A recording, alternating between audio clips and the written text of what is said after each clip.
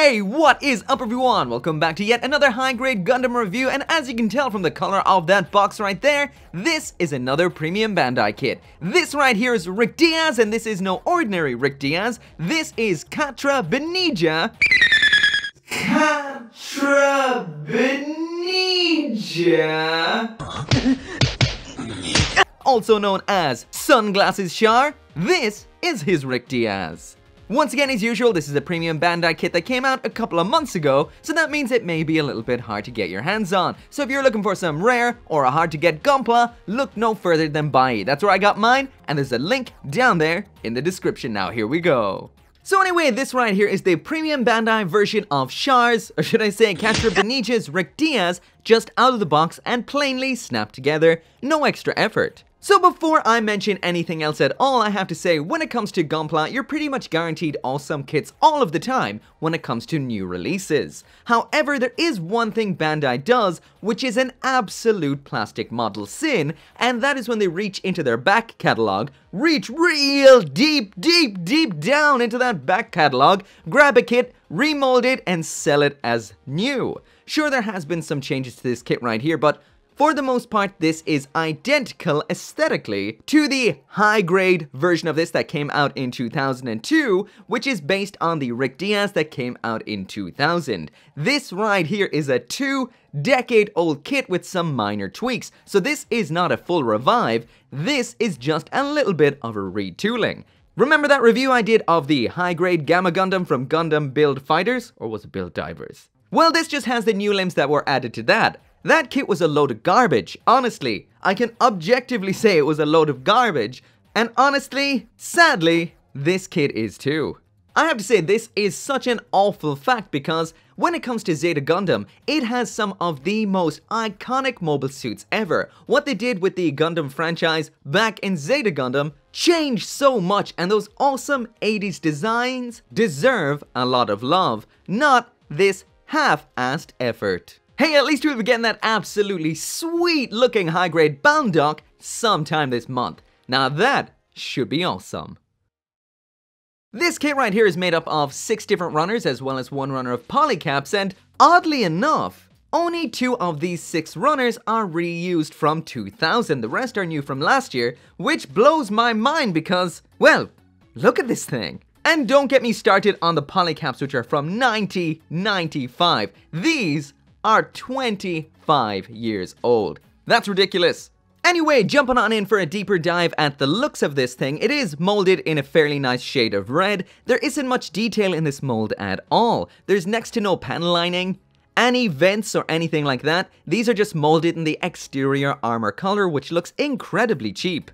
The clear green they used on that mono eye is actually really nice. It pops very nicely against that red. And as for other plastic colors, we've got that kind of lavender gray for the inner frame, feet, arms, and we've got some black for the rest of the armor.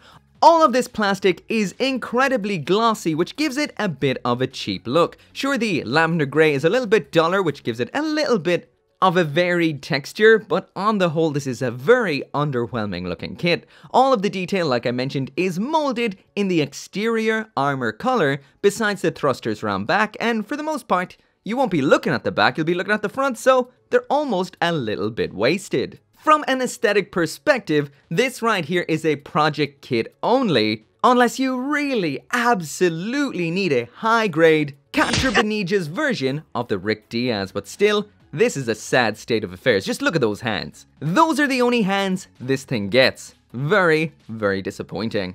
Ain't nothing premium about this.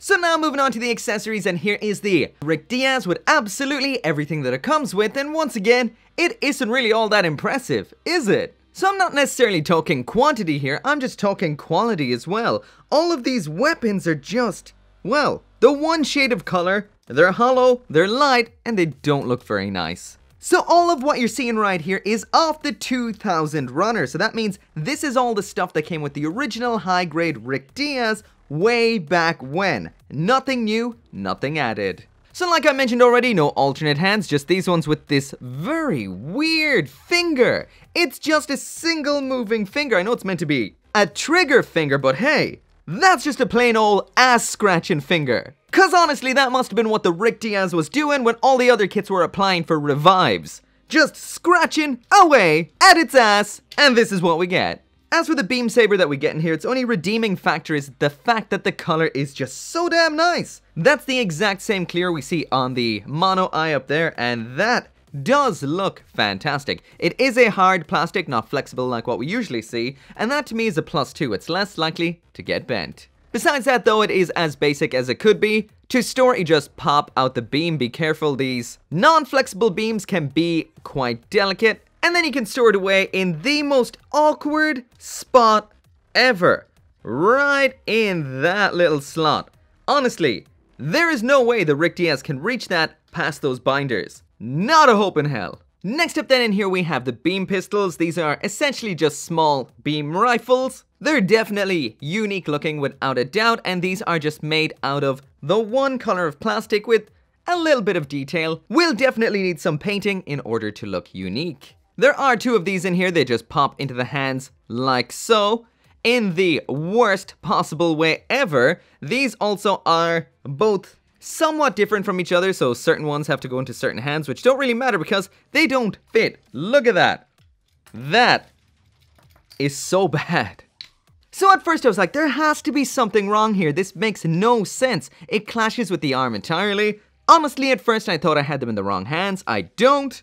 They're just garbage. If you want them to kind of lie flat, they go over the edge of the arm, and then the Rick Diaz is holding them like that. And honestly, like I showed before, holding is a little bit of an exaggeration. These don't hold in at all. Terrible! To make matters worse, the way they attach is pretty awful. They just kind of clip onto these weird looking joints in here, and man, I don't even get what they were thinking. This, oh, I know it's 20 years old, so I can't complain too much, but stop re-releasing old kits like this, Bandai. So the last thing then in here is this clay bazooka, and man, it just once again slots ever so awkwardly into the hand at an awkward position. I know these are super bulky suits and all that, but there's no reason to not put a little bit of better engineering into these so they can hold their weapons properly.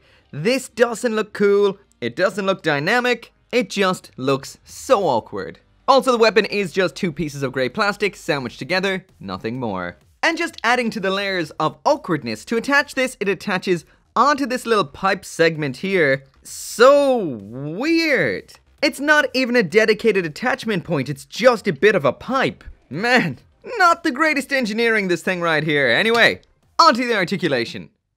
So now onto the articulation and build, and the one thing I will say is, this is solid as a rock. For better or worse, it is an absolute tank of a kit. So anyway, working from the head down as usual, the neck is just a peg so it can just look side to side like so, that is all. The top of the head can open up like this. I think what we're seeing in there is meant to be its Vulcans, correct me if I'm wrong, drop it down in the comments. I am criminally unfamiliar with Gundam Zeta. At the shoulder, the arm can swing forward and back ever so slightly. The shoulder armor can move independently to the arm. There's the arm all the way up. So that is just parallel to the ground. We have the full 360 rotation right there. Full rotation at the upper arm. 2-point bend at the elbow, so pretty good. The wrist is a ball joint. It's funny to see the hand armor come all the way around like that. There isn't really anything at all for an ab crunch. Side to side, nothing either. We do have full rotation at the waist.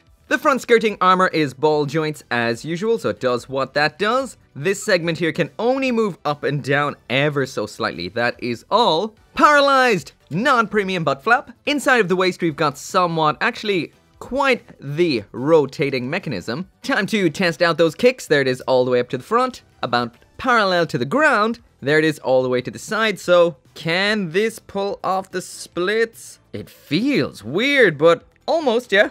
Not much to the back, as you would expect. A little bit of rotation at the upper leg, so we do have a rotating joint inside of that armor there. We've got a 2-point bend at this knee, but it doesn't go too far, but hey, that's not the worst considering how bulky the Rick Diaz is. And finally, the ankle is just a big old ball joint. I mean, you don't get much more old school than that.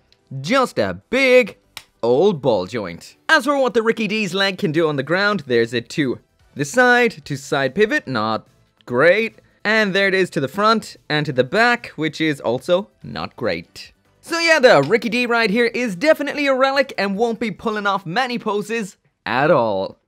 Anyway, that right there is it for the review, and what can I say? This is an absolute disappointment. I can't even imagine what the standard version of the high-grade Rick Diaz from 2000 is like. If the joints have been improved in this and they're not that great, it must be an absolute statue. So I have one question for you guys before I actually rank this right here, and that is, I've always thought of getting the Master Grade Rick Diaz or the Catra Benitez version of the Master Grade Rick Diaz, and is that kit worth it or does it absolutely suck? Let me know in the comments because I'm thinking about it. But anyway, this right here of course is bronze tier. It is not up to par whatsoever. It's a Rick Diaz with moving arms, moving legs, a couple of guns. It's the absolute basic. I honestly can only recommend this to you if you want something to work on. If you want to grab yourself a Ricky D, knowing that you need a lot of extra tools and skills to bring this up to par with just modern high-grade mobile suits.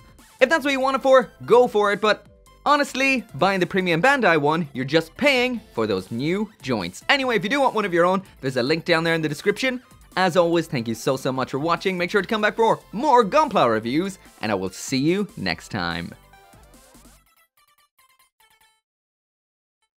Once again, I cannot finish this video right here without thanking each and every one of you guys. Whether you just watch my videos, like them, or support the channel on the channel memberships and over on Patreon. Like Craig Jury, Greg Humphrey, Kaiser721, Tyler Sanders, Caleb Engelhardt, Sean T, and the ambassador for Asymmetric Cat.